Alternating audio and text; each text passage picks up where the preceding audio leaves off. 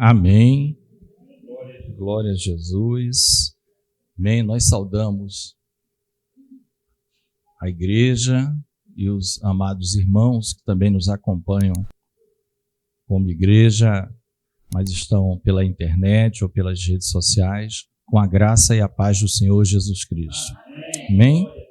Nós vamos dar continuidade ao estudo do livro de Eclesiastes. E nós convidamos, então, os irmãos a abrirem no capítulo de número 8. Nós terminamos o 7, né? No encontro passado. Fizemos em duas etapas, porque o 7 é grande. E se o Senhor permitir, nós vamos concluir o 8 hoje. Tá? Então, convido os amados a lermos, né? Capítulo de número 8, eu vou ler aqui na Almeida, Revista e Corrigida, que diz assim: quem é como o sábio e quem sabe a interpretação das coisas? A sabedoria do homem faz brilhar o seu rosto e a dureza do seu rosto muda. Eu digo, observa o mandamento do rei, e isso em consideração para com o juramento de Deus. Não te apresses a sair da presença dele, nem persistas em alguma coisa má, porque ele faz tudo o que quer. Porque a palavra do rei tem poder, e quem lhe dirá que fazes? Quem guardar o mandamento não experimentará nenhum mal, e o coração do sábio discernirá o tempo e o modo. Porque para todo propósito há tempo e modo, porquanto o mal do homem é grande sobre ele, porque não sabe o que há de suceder, e como haja de suceder, quem lhe dará a entender? Nenhum homem há que tenha domínio sobre o espírito, para reter o espírito, nem tem poder sobre o dia da morte, nem há armas nessa peleja, nem tampouco a impiedade livrará os ímpios. Tudo isso vi quando apliquei meu coração a toda obra que se faz debaixo do sol. Tempo há em que um homem tem domínio sobre outro homem para desgraça sua. Assim também vi os ímpios sepultados, e eis que havia quem fosse a sua sepultura. E os que fizeram bem e saíam do lugar santo foram esquecidos na cidade. Também isto é vaidade. Visto como, se não executa logo o juízo sobre a má obra, por isso o coração dos filhos dos homens está inteiramente disposto para praticar o mal. Ainda que o pecador faça mal 100 vezes e os dias se lhe prolonguem, eu sei com certeza que bem sucede aos que temem a Deus, aos que temerem diante dele. Mas ao ímpio não irá bem, e ele não prolongará os seus dias. Será como a sombra, visto que ele não teme diante de Deus. Ainda há outra vaidade que se faz sobre a terra. Há justos a quem sucede segundo as obras dos ímpios, e há ímpios a quem sucede segundo as obras dos justos. Digo que também isso é vaidade. Então exaltei eu a alegria, porquanto o homem nenhuma coisa melhor tem debaixo do sol do que comer, beber e alegrar-se, porque isso o acompanhará no seu trabalho, nos dias da sua vida que Deus lhe dá debaixo do sol.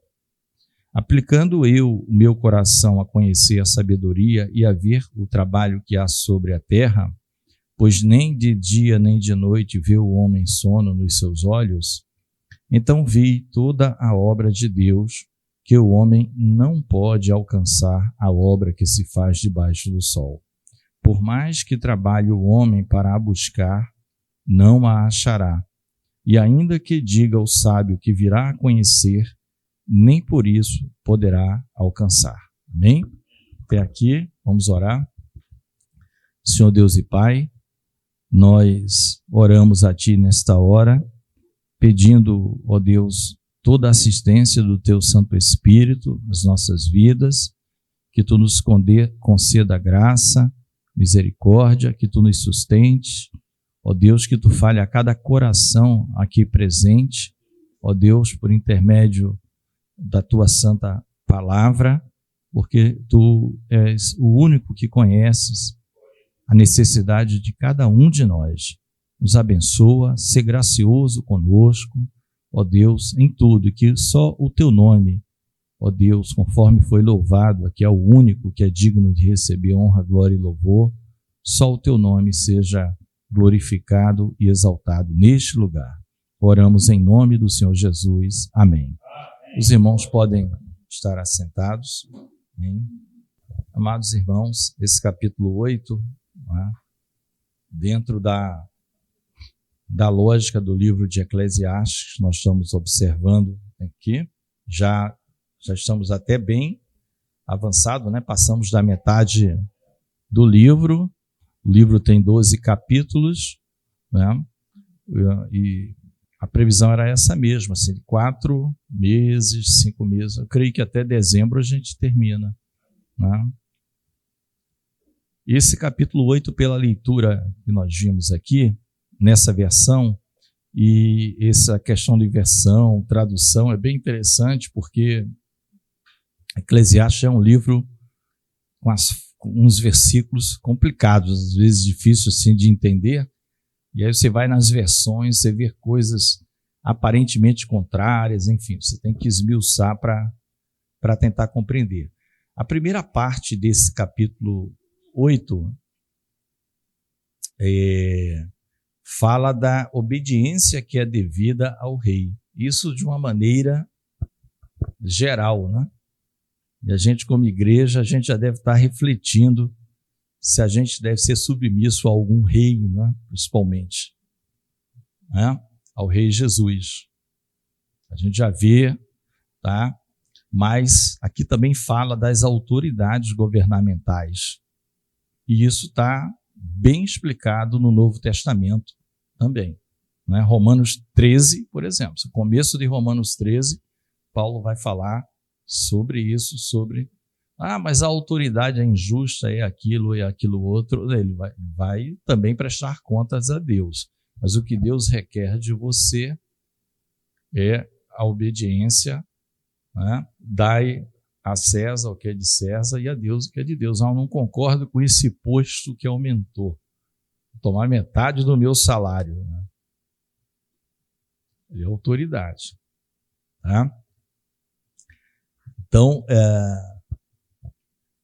eu trouxe as duas versões, eu vou alternar em alguns versículos, e até o Igor, quando for colocar, se puder colocar aquela que está escrito KJA, que é a King James atualizada, só para ficar mais uma versão para a gente, porque eu estou com as duas aqui, alguns irmãos já têm realmente a mesma versão ARA, outros têm corrigida fiel, né? Aqui fala, então, quem é como sábio? Começa perguntando, quem sabe interpretar os acontecimentos? Você vê que ficam as interrogações. A sabedoria de uma pessoa muda o seu semblante carrancudo, faz sua face brilhar e pode alcançar o favor do rei. Né? Aqui é interessante, porque esse primeiro versículo aqui, ele fala exatamente da limitação humana, com toda a sabedoria. A gente fala, já dissemos em algumas aulas antes, ministradas, que a gente pode dizer assim, Salomão foi o homem mais sábio na face da terra. E tem aqueles que falam assim, Salomão foi o homem menos limitado dos humanos, né? É uma outra forma de dizer. De tão limitado que nós somos, de tão corrompido que o homem ficou, né, nos segmentos da vida como um todo. Isso é unanimidade entre os cristãos.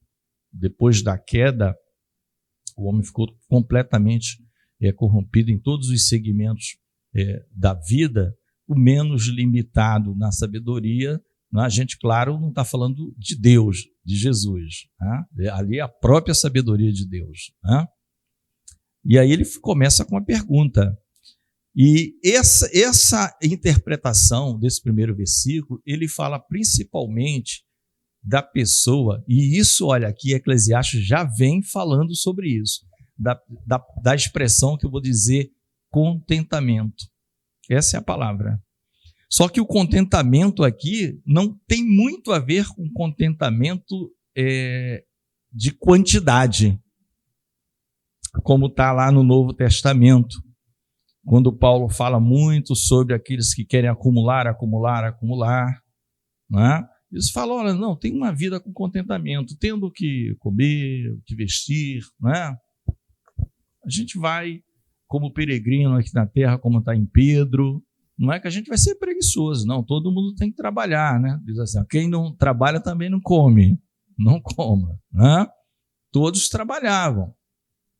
E Paulo ia além, ele diz, para não dar, vamos dizer assim, margem para o adversário o acusar de alguma coisa, apesar dele ter direito, né, de, como apóstolo, receber auxílio na sua missão, muitas vezes, de dia e de noite, ele teve que trabalhar para o seu próprio sustento na sua missão.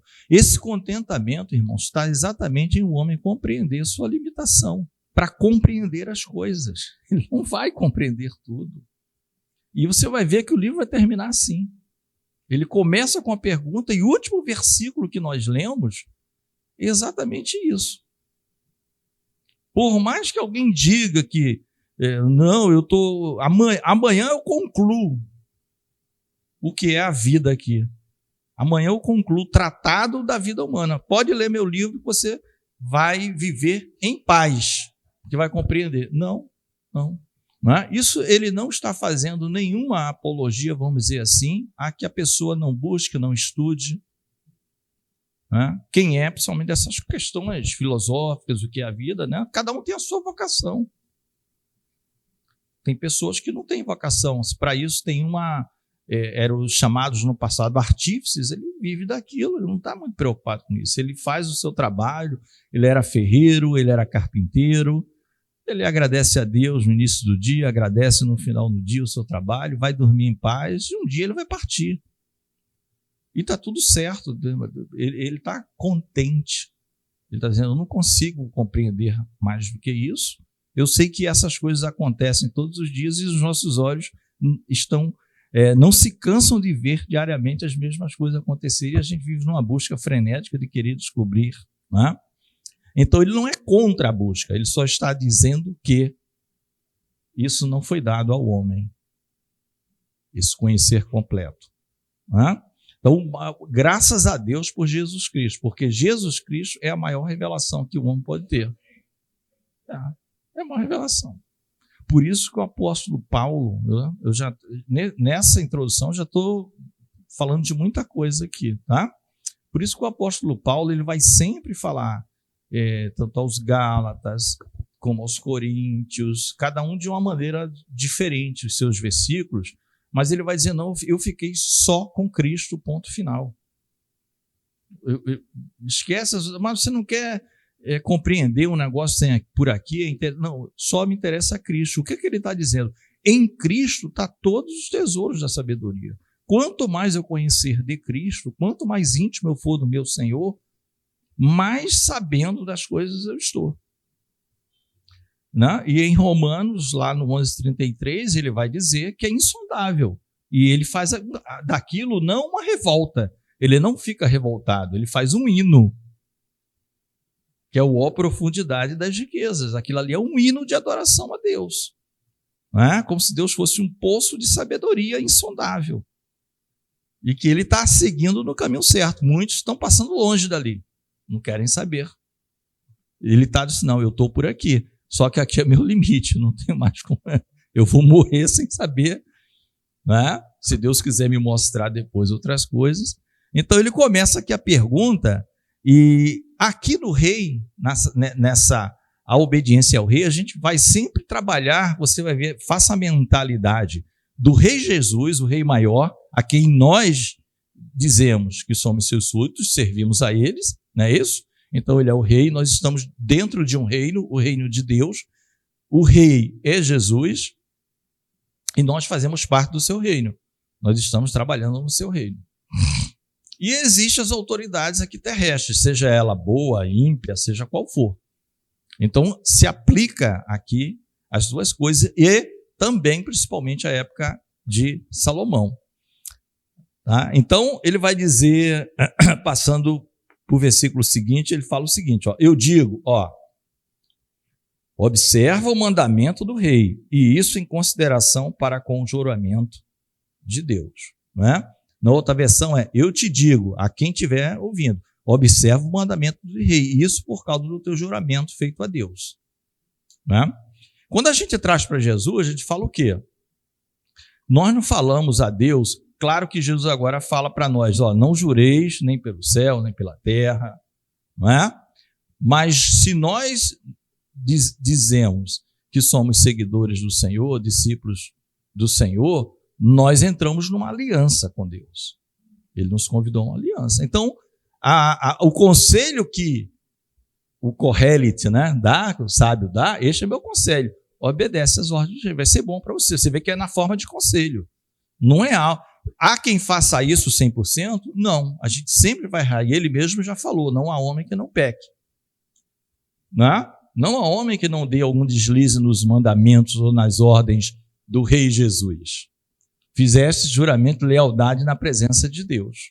Mas fala também do que o próprio Deus fala o tempo todo, escrevendo para Timóteo. Né? Eu, às vezes, oro, quando vou orar pelas autoridades, eu gosto muito de orar como está na Bíblia lá.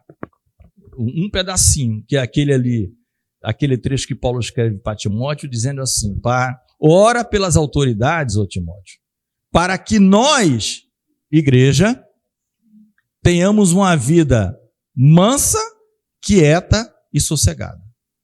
Olha que coisa interessante. Ele fala, não entra em conflito com a autoridade, deixa ele lá fazer. Mas a orientação é essa. Por quê? Muda e fica todo mundo dizendo, a igreja... Não, você vai orar a Deus para que a gente continue a poder se reunir, possa sair da nossa casa, ir para o trabalho, voltar. Mas está acontecendo isso, não sei aonde. Nosso reino é o reino de Deus. Aqui existe um rei maior. Então, Paulo está orientando o jovem pastor Timóteo para que ele ore a Deus pelas autoridades nesse sentido. Ele está de olho na igreja. Ele está de olho na igreja. Ele está de olho na igreja, que é a noiva do Senhor. Ora a Deus pelas autoridades para que você tenha uma vida quieta, mansa e sossegada. Isso não quer dizer que você vai ficar numa rede tomando água de coco, não é isso. É para que você não sofra as perseguições. Ora a Deus. É a mesma coisa, amados, o que Jeremias escreve para os que já estavam cativos, porque lá na Babilônia são algumas levas, né, que não vai de uma vez para a Babilônia. Judá não vai de uma vez só para a Babilônia. São algumas levas, né? A maioria costuma dividir em 3 levas, assim, 3 grandes levas. Né? Se for dividir no nível, no detalhe, pode ter tido mais, outros falam em 2 grandes, mas enfim.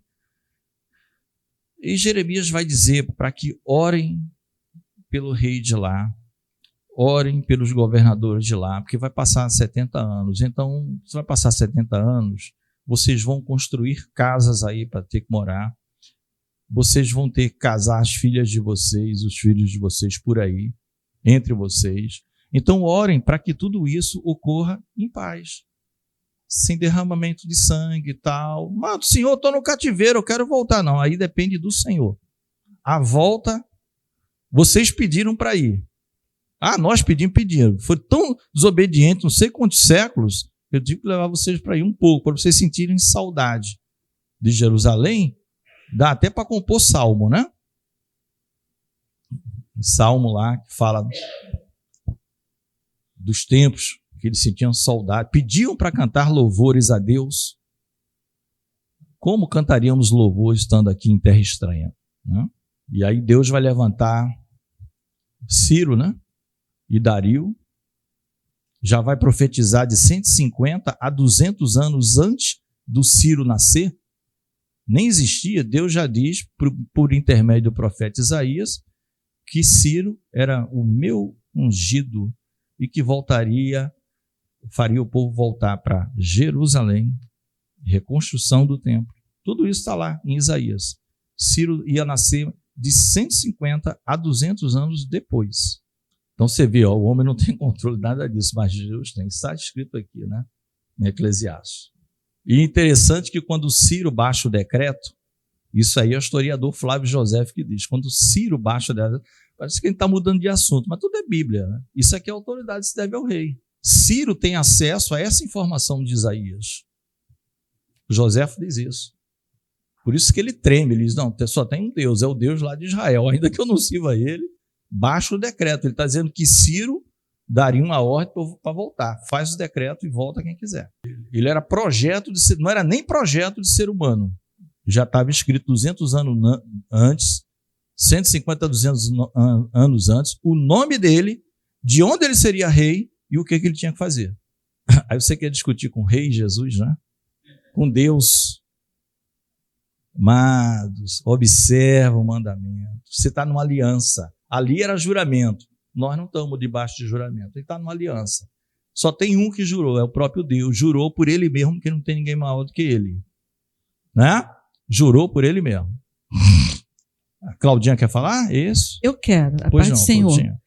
Então, Claudinha. Então, no caso, assim, a gente tem que, logicamente, orar pelas autoridades, né, para Deus, mas o principalmente, mas principalmente que eu digo para você, lê Romanos 13, desculpe, do 1 ao 7, do 1 ao 8, você vai ver. Ali está bem resumido. Fala. Logicamente, a gente não pode ficar reclamando das autoridades, né, só orar por elas. Orar. Tá. Não, e assim, rapidinho, só para não fugir do tema, até mesmo essas coisas que estão acontecendo hoje, que hoje em dia está aparecendo... a gente não está dizendo que a gente concorda com o que a autoridade está fazendo, não.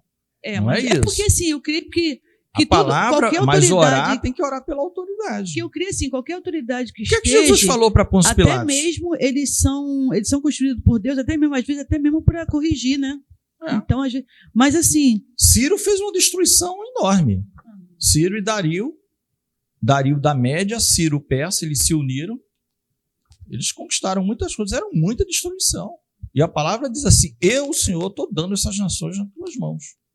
Porque assim, hoje está aparecendo muita gente, eu vou me candidatar porque eu vou lutar pelos direitos da igreja. Gente, eu acho que isso é errado, né? Eu acho que o certo é a gente ficar pagando nossos impostos e eu, no caso, orar por eles, né? Não, o que a pessoa está aparecendo e dizendo é problema dele com Deus. Eu não sei o que é que ele vai... Né?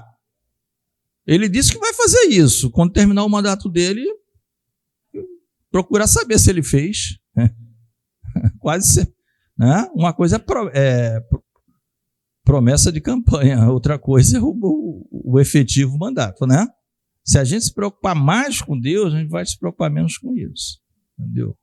Porque Deus vai dizer o tempo todo, o povo dele está na mão dele. Está na Bíblia toda. Nós servimos a Deus, por isso que ele fala, olha, não fica buscando alternativas do mundo. Tá? Observa isso. Não te apresses em deixar a presença dele, do rei, nem te obstines em coisa má, porque ele faz o que bem entende.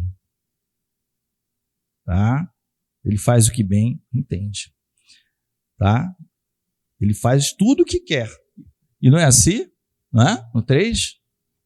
E ainda mais aqui, ó, olha essa versão. Apoiando principalmente causa situação, nem te coloques em má situação apoiando uma causa errada, considerando que o rei faz o que bem lhe aprouver. E aqui você fala, pode entender, o rei Jesus é a autoridade constituída no momento.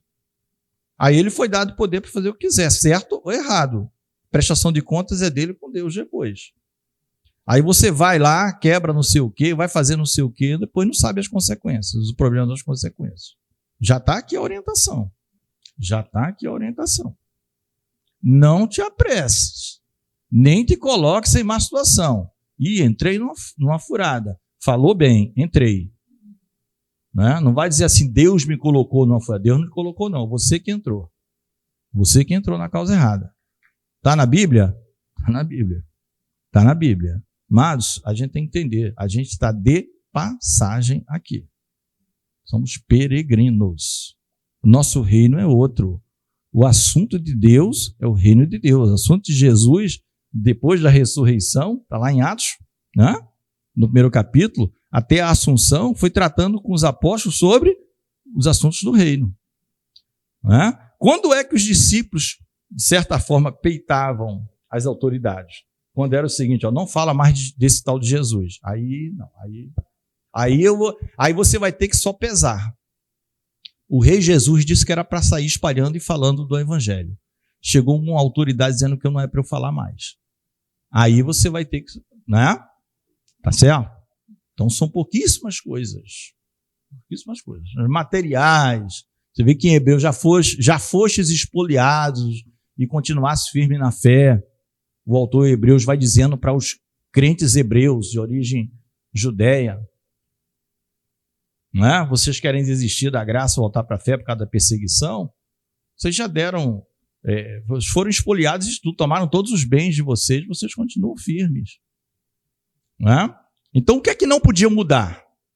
A quem servir. Não vou servir ao rei mais, vou voltar para servir a lei, a outro tipo de coisa, qualquer outro tipo de filosofia. Aí você está entrando numa briga errada. Agora, a que você tem que manter, e se tiver que pagar com a própria vida, é a Cristo. A palavra do rei tem autoridade suprema. Quem é que pode lhe dizer que fazes? Né? O que é que você está fazendo? Questionar. Vale para os dois? Vale para os dois, né? Você pode até questionar um pouco no seu íntimo, como a Claudinha conversou há pouco, os locais, os homens da terra. Por que você está fazendo isso, né? Por que tal autoridade está agindo assim? Mas Deus, tanto Isaías vai falar, quanto o apóstolo Paulo vai replicar o que Isaías falou, chamando a gente de caco de barro, um pedaço de um vaso, questionando o oleiro. Por que me fizeste assim? Tá? Isso aqui é o que seria o perfeito, né? O certinho. A gente busca, mas todos nós, ele mesmo fala. Por isso que começa dizendo, quem é como sábio? É meio que assim, eu acho que não tem ninguém que faça, mas o conselho é esse. Quem sabe a interpretação das coisas? E aí no 5 vem o fechamento, para não deixar ninguém triste. O fechamento é sempre... Vocês vão ver que na leitura que nós fizemos existe a questão do temor a Deus e da falta de temor a Deus, que é o que vai reger o livro de certa parte, a partir de determinado momento até o final. A conclusão vai ser: teme a Deus e guarde seus mandamentos. Não é isso? Então, olha, o 5, o que é que diz? Assim, quem sabe obedecer às suas ordens não sofrerá punição alguma, porquanto o coração sábio compreenderá a melhor hora e a maneira certa de agir. Aqui no 5. Quem guardar os mandamentos não experimentará nenhum mal, e o coração do sábio discernirá o tempo e o modo. Tá? O sábio é o temente a Deus. Ele não sabe o futuro. É bom deixar clara essa interpretação. Ele não sabe acerca do futuro. O que ele sabe é interpretar minimamente o que está acontecendo. Então, o que está acontecendo? Determinada situação, eu vou para a palavra e vou tentar discernir. Eu vou para o que eu aprendi de Deus e vou tentar discernir. Ele não é que ele conhece, vai acontecer aquilo, ele não é agoreiro. Não é isso, tá? Ele conhece o que está acontecendo. Tá bom? Porque para todo propósito há tempo e modo, porquanto é grande o mal que pesa sobre o homem. E aí é combinado, 6 com 7. Por que é mal? Por que é mal o que se pesa sobre o homem? Porque este não sabe o que há de suceder e como há de ser. Ninguém há que lhe o declare. Então, o 6 e o 7 combinam. O mal sobre o homem é exatamente por ele não saber. Né? O mal no sentido de que ótica? Debaixo do sol. Tá? Debaixo do sol. Então, puder passar, Igor, o 6 e o 7. Só o 6 para a gente ler e o 7. Isso. Pois há uma hora certa e também uma atitude adequada para responder a cada situação. Ou seja, a situação já existe. Não é que você adivinhou a situação. O que você vai saber discernir é o que está acontecendo. Tá bom? Então tem uma hora certa e uma maneira na vida. Entretanto, o sofrimento sobre o ser humano o faz precipitar-se. Muitas vezes ele se precipita por causa do sofrimento. Aí passa o seguinte, que o seguinte tem a ver com esse. Considerando por que é grande. Ninguém conhece o futuro. Quem poderá dizer o que vai acontecer? Então é esse ponto. O Igor quer falar? O irmão Hermélio está falando assim: irmão Reginaldo, entendemos então que devemos buscar a justiça do Senhor ao invés de recorrer ao homem, e se preciso sofrer o dano? Como é a pergunta? Devemos buscar? Entendemos então que devemos buscar a justiça do Senhor ao invés de recorrer ao homem, e se preciso sofrer o dano? Sim, é o que ele está dizendo. Agora, como ele disse, não há alguém 100% perfeito, porque às vezes, por o homem não conhecer o dia seguinte, não conhecer o futuro, e esse mal perdurar, muitas vezes a gente vai se precipitar. Às vezes a pessoa se precipita equivocadamente mesmo. A pessoa não consegue contar até 10. Chega no 1, já age. 1, era para ter contar até 10. Chega no 1, ele já vai tomar uma medida. Entendeu? Quando Deus diz, vamos contar até 10 primeiro. Aí, se não acontecer nada, vocês dão um passo para cá ou para lá. Tá? É isso que ele. Isso aí são coisas que ele viu debaixo do sol. Tá? É isso mesmo. Então, esperar em Deus está sempre em primeiro lugar. O que eu estou comentando aqui é que também, quando a gente pede a justiça divina, eu já ouvi 2 pessoas, por 2 vezes, falarem isso, e eu guardei muito. Porque no início eu pedi, Senhor, faça a sua justiça. A gente tem que ter cuidado, porque na justiça divina, você realmente quer, Deus vai fazer. Mas você toma cuidado que você também tá no meio dela. E vai ter uma rebarba para você. E você implorou uma justiça divina. Então, é isso que eu ia falar até para o irmão Reginaldo. Eu acho que até quando a gente pede a justiça divina, tem casos, a gente tem que ter cuidado, porque a rebarba vai vir para a gente está envolvido. Essa questão de pedir justiça, você tem que ter muita sabedoria quanto a isso, tá? Porque você pode... O nosso conceito de justiça, o nosso senso de justiça, ele é completamente avesso ao senso de justiça divino. Eu posso dizer assim, com toda certeza, não está falando nenhuma heresia aqui, que a nossa maneira de enxergar a justiça, tá, é totalmente oposta à forma como Deus enxerga essa mesma justiça. Por exemplo, a justiça de Deus, ela vem banhada com a misericórdia dele. No nosso caso, a nossa justiça, ela exige vingança, ela pressupõe vingança. Deus não é assim, entende? Quando ele aplica a justiça dele, no homem, tá, ele o faz com misericórdia. E ele o faz tanto para salvar esse homem, para mostrar para ele qual é o caminho certo, entende? E se o homem permanece, ou faz a opção de permanecer no pecado, se o homem faz a opção de continuar trilhando o mal, Deus simplesmente, cumprindo a sua justiça, o entrega a si mesmo.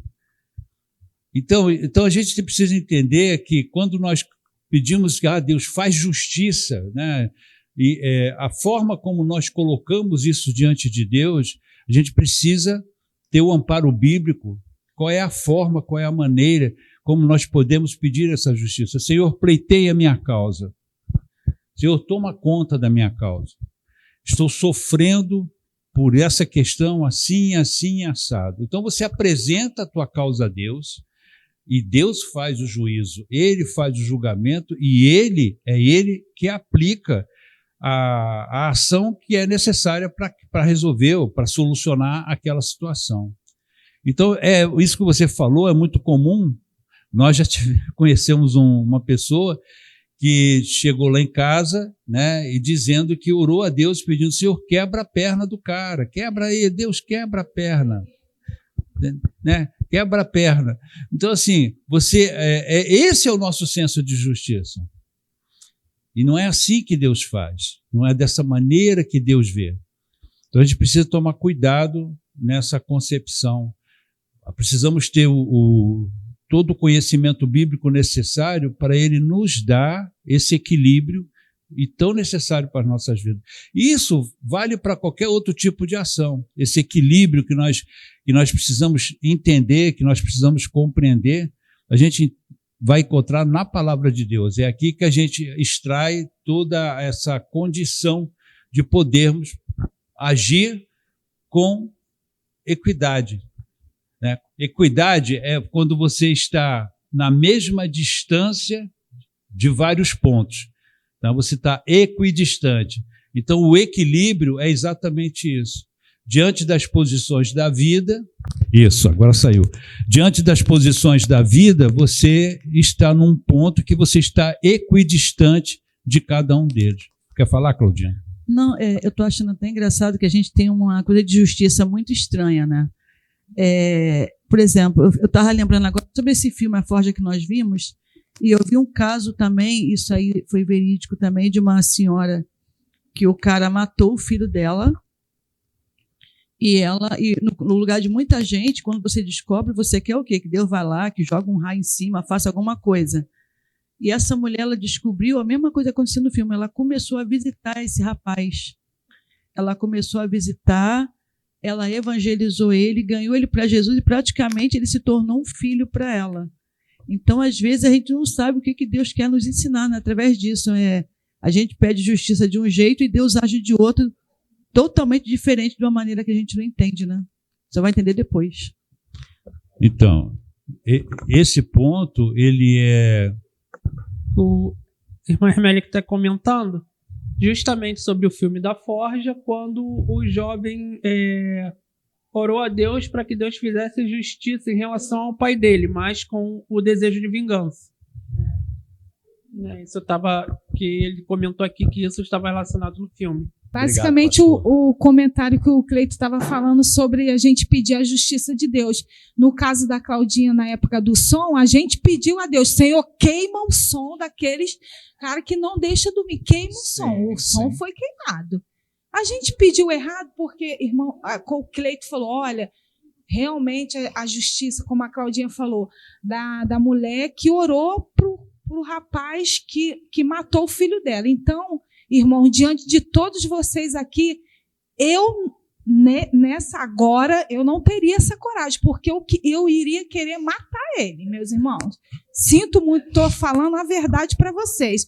Eu sou ser humano, na hora que eu soubesse, na hora eu já teria matado ele no meu coração, né? Que o desejo, né? De repente eu não faria isso, mas iria pedir, olha, que ele encontre uma pessoa que mate ele dentro da prisão. Estou falando a verdade para você. Eu ainda não alcancei nisso.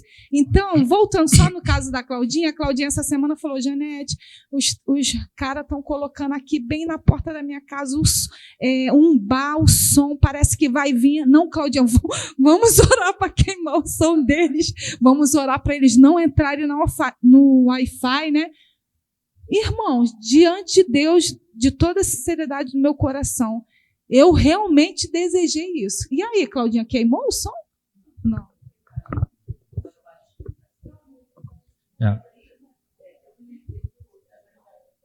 Essa questão aí da Janete do som, antes eu começava a orar nesse sentido, né? Aí um dia, conversando com o pastor Carlos, ele falou para mim: minha irmã, a irmã tem que entender que nós também já vivemos nessa situação, né? A gente ia para o baile, a gente gostava de ficar na porta dos outros. Então, agora a irmã passa a orar para Jesus, converta eles. Aí, hoje em dia, às vezes dá vontade, dá vontade de jogar um raio em cima. Mas aí eu falo, Senhor, tem misericórdia. Aí começa a orar o contrário. Então, assim, graças a Deus, eles não botaram alto, né? Mas hoje em dia, quando eu penso nisso, eu penso nessa questão. Que eu também já me incomodei muitos outros indo para o baile na porta dos outros. Então, assim, hoje em dia eu peço para que Deus liberte essas pessoas, né? Porque estão cegas. Mas é difícil, na hora ali é complicado. Só falando sobre isso aí, lá na minha rua também tem tipo uma casa de show agora, né? Que eles estão fazendo lá. E antes era todo aberto, né? Não tinha telhado, era um espaço aberto. Era quinta, sexta, sábado e domingo, passando de meia-noite. E é uma área totalmente residencial, né? Aí eu e minha irmã, a gente mandou chamar a polícia para eles. E realmente o som acabou. Não teve mais, eu acho que a polícia realmente apareceu lá. Vários moradores dos outros prédios também fizeram abaixo-assinado. Agora eles cercaram tudo, o som está assim, mínimo.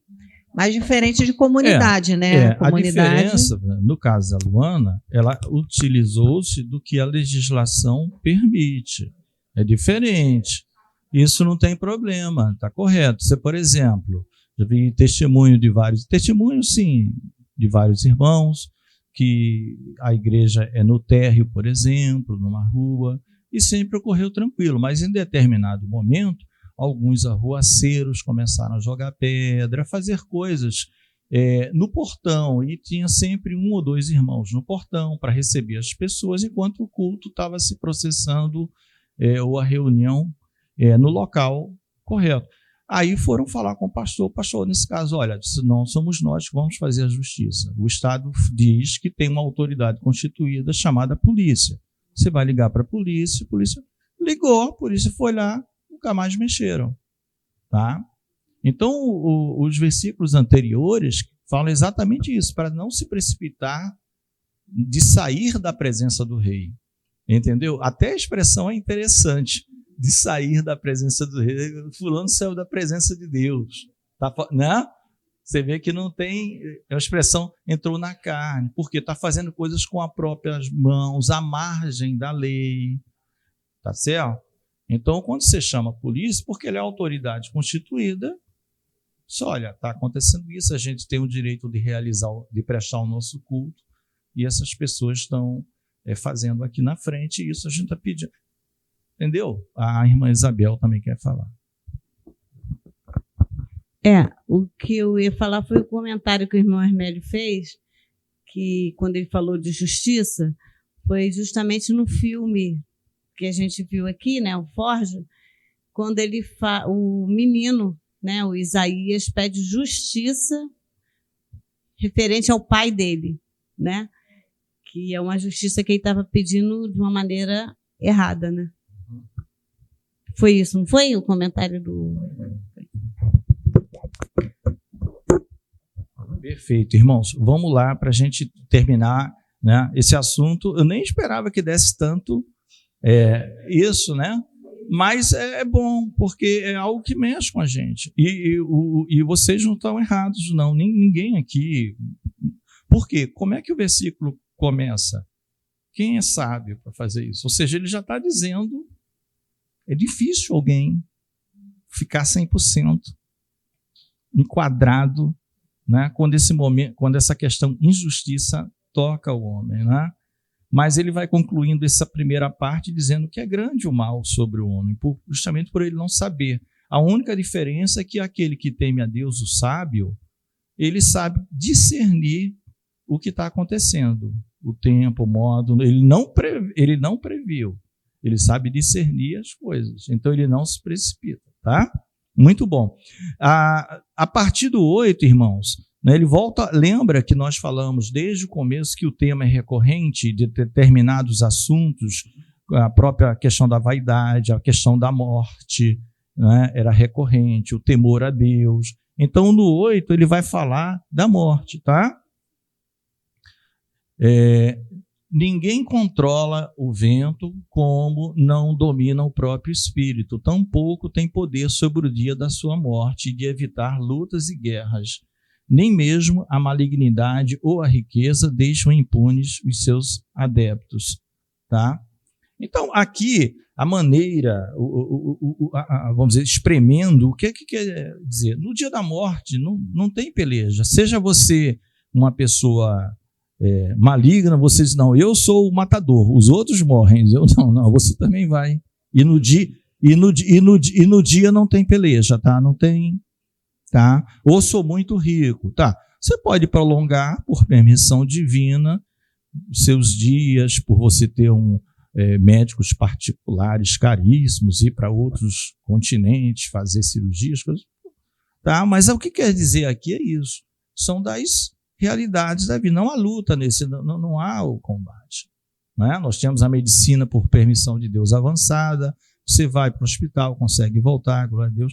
Mas no dia, amado, que o espírito tiver que retornar para Deus, como a gente vai ver lá no capítulo 12, não é um assunto agora, não tem armas nessa luta, nem tampouco, tá? Tudo isso vi quando apliquei o meu coração a toda obra que se faz debaixo do sol. Tempo há em que um homem tem domínio sobre outro homem para a desgraça sua. Aqui no 9, amados, para a gente aproveitar o tempo, eu tenho até o 17. Será que eu consigo? Se eu não conseguir, eu vou dividir em 2, tá? Porque na minha cabeça esse assunto da justiça, mas esse assunto da justiça durou bem, tá? Esse 9, amados, nas diversas versões, eu vou até ver como é que está aqui na King James, tudo isso observei quando me dediquei a refletir sobre toda a atividade humana que se realiza, olha, outra expressãozinha na chave que nós já vimos, debaixo do sol.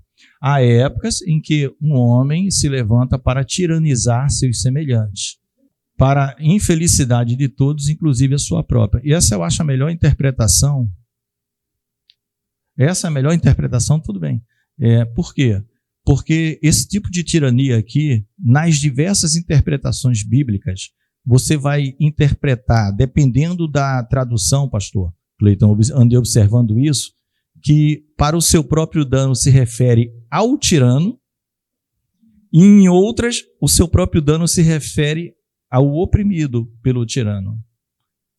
E a melhor conclusão, colocando tudo num grande caldeirão, e vindo de alguns também comentaristas, é que os dois, é ruim para os dois. Ou seja, o sistema tirânico atinge no primeiro momento os súditos, mas fatalmente atingirá também o tirano num determinado momento. Nós não sabemos, né?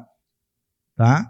É isso que está dizendo aqui, porque vocês vão ver em cada versão, a depender da sua versão bíblica, passa a impressão que para seu próprio dano está falando do oprimido e para seu próprio dano está falando daquele que oprime. Tá?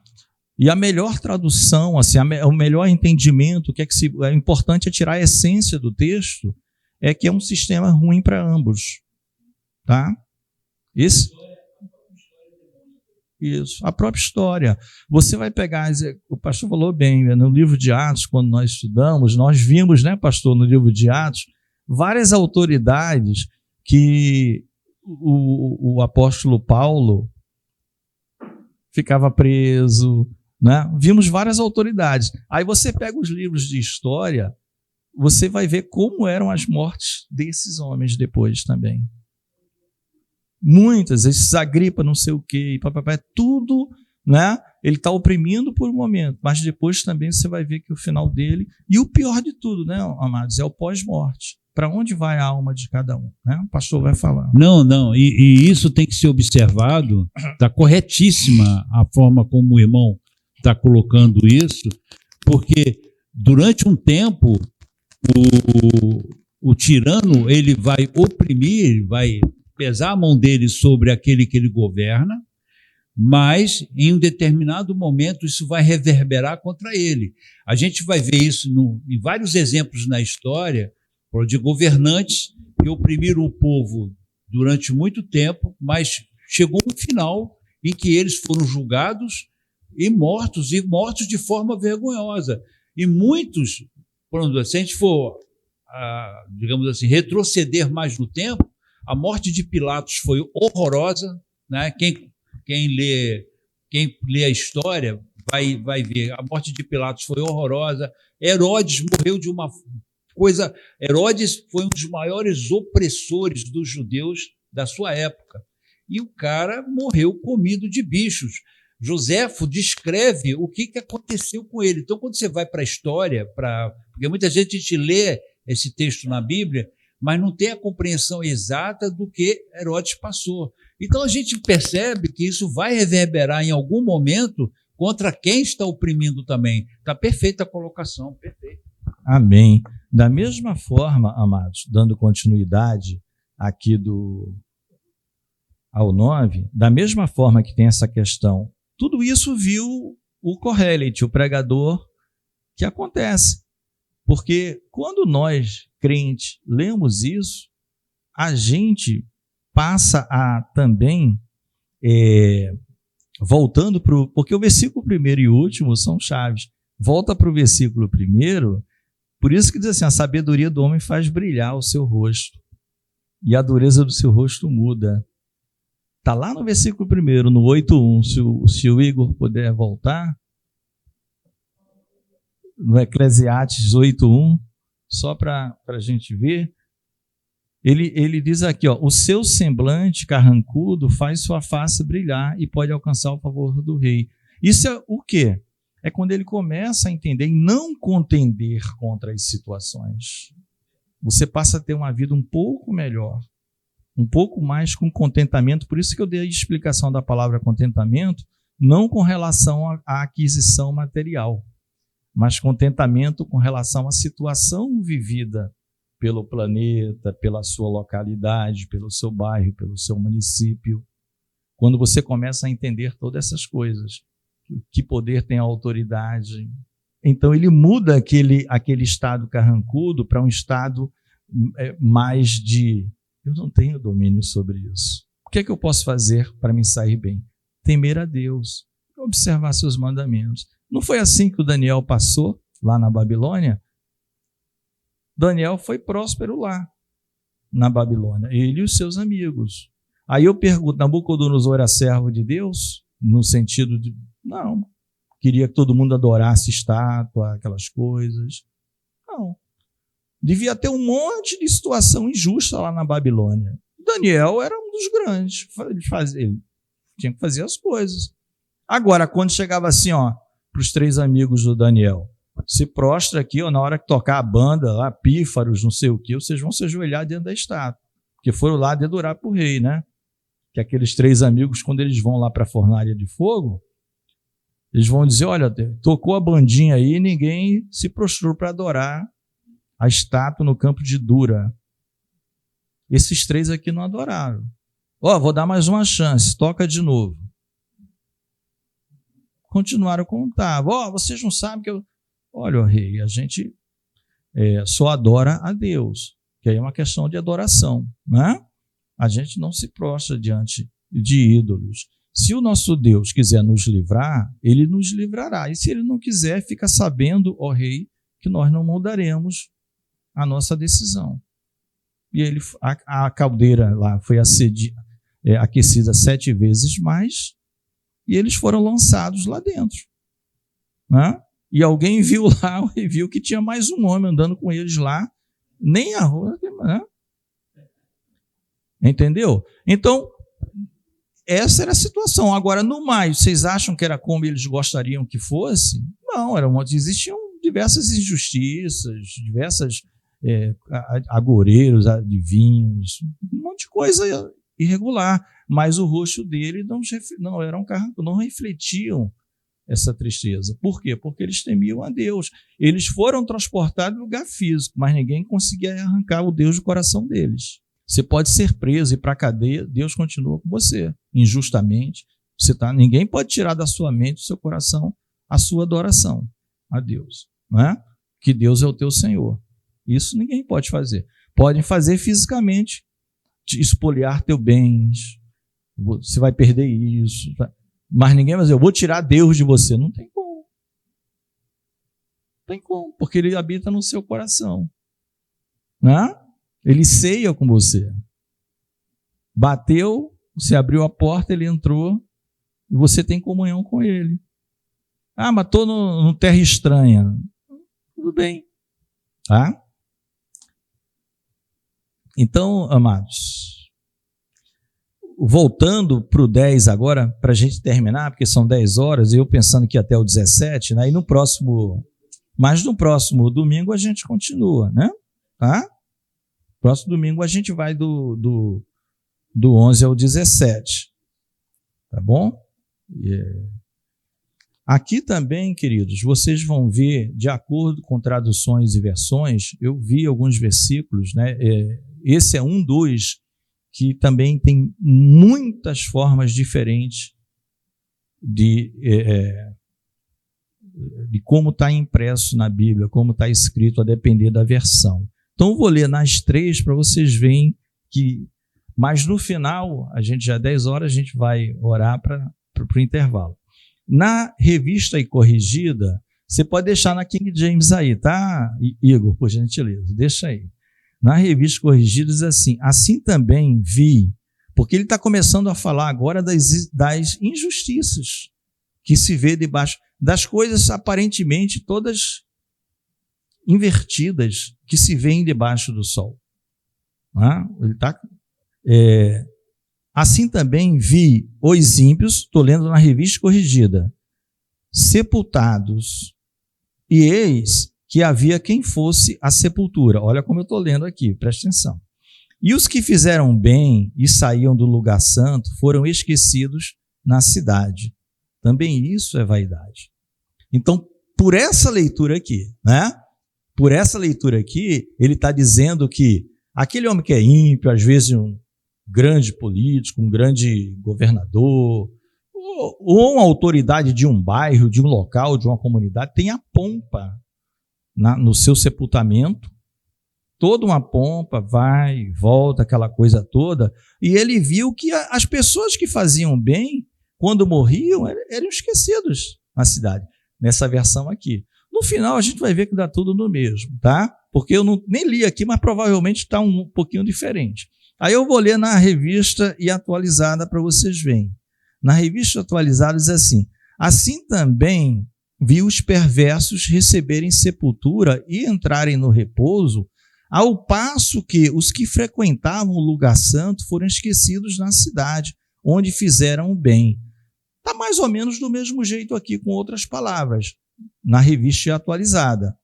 O contraste, como aquelas pessoas que fizeram mal, tem um belo cortejo fúnebre, só fizeram mal.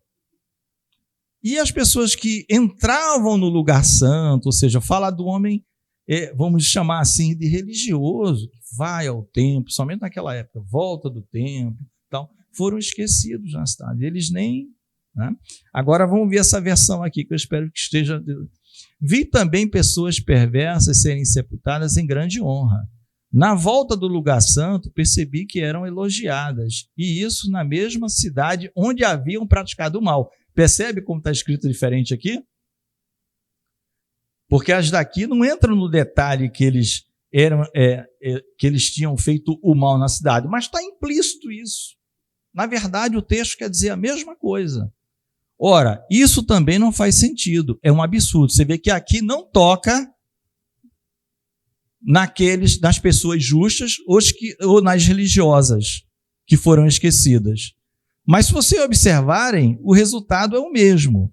O que ele está querendo dizer aqui é que as pessoas perversas tiveram grande honra em seu sepultamento e parece que na cidade onde eles tinham praticado tanto mal, as pessoas, ao invés de lembrarem, poxa, aquela pessoa fez tanta coisa ruim aqui, só fez mal para a cidade, parece que nada aconteceu. Parece que nada aconteceu, entendeu? Então, esse tipo de versículo aqui, esse 10, ele vai estar nas diversas traduções, ora vai estar dando ênfase sempre, uma coisa vai estar em comum a todas, o cortejo das pessoas perversas. Mas com relação às pessoas justas ou religiosas, vai depender das suas traduções, tá? Vamos ficar de pé, né? Mas a lição que fica é uma injustiça que por isso que ele chama, isso é vaidade. Essa expressão vaidade, também traduzida em algumas versões, isso não faz sentido. Isso é ilusão. Isso não faz sentido, mas acontece. Ele viu debaixo do sol. Não é? As pessoas eram elogiadas, só fizeram mal na cidade. Parece que as pessoas esqueciam. Ao invés de comentarem assim, tudo bem, fomos lá sepultar o fulano, agora vamos tentar mudar a situação do mal que ele veio. Não vamos continuar nessa maldade que ele deixou, que essa herança não continue. Vamos tentar reverter o quadro, né? Então, o resumo desse 10, vocês vão ver em diversas bíblias, a depender da tradução, a ideia geral que se tira daqui é isso. Os justos, os piedosos, esquecidos na cidade. E às vezes o bem que acontecia ali era exatamente por causa deles. Deus olhava, via aqueles homens, né, aquele trabalhinho deles de formiguinha, e o bem, e o mal maior não vinha porque tinha, né, o justo na cidade. Mas o pregador viu grande pompa para sepultamentos, seja de um ou de grupos que porventura tenham morrido, mas de pessoas que só fizeram o mal. Mas o noticiário só sai virtudes. Ninguém lembra do mal que aquele fez. Tá? E aí vem, isto é vaidade, ou isto não faz sentido, isto é ilusão, isto é névoa, isto é vento. Aí, para nós que cremos em Deus, a gente sabe, isso passa. A gente está esperando por vir. Isso é daqui debaixo do sol. Não é? Como o Senhor Jesus falou, meu reino não é deste mundo. Amém? Vamos orar? Senhor Deus e Pai, nós oramos a Ti, nós Te bendizemos, nós Te agradecemos, ó Deus, por este período em que meditamos e estudamos, ó Deus, parte do capítulo 8 do livro de Eclesiastes, com a Tua assistência, em que todos aprendemos juntos, ó Deus, sobre tantas coisas, ó Deus, invertidas que acontecem debaixo do sol, mas também aprendemos em relação às autoridades, como devemos nos portar, ó Deus, e que é bastante rica já nos textos do Novo Testamento, ó Deus, e Tu tem, pelo Teu Espírito, nos lembrado, para que passemos aqui os nossos dias, ó Deus, podendo cumprir a palavra, o temor do Senhor e guardar, ó Deus, a aliança que há no sangue de Cristo, honrar esse nome tão maravilhoso, um nome que é acima de todo nome. Aceita, Senhor, esse período, nos dá um intervalo abençoado, nós oramos em nome de Jesus. Amém.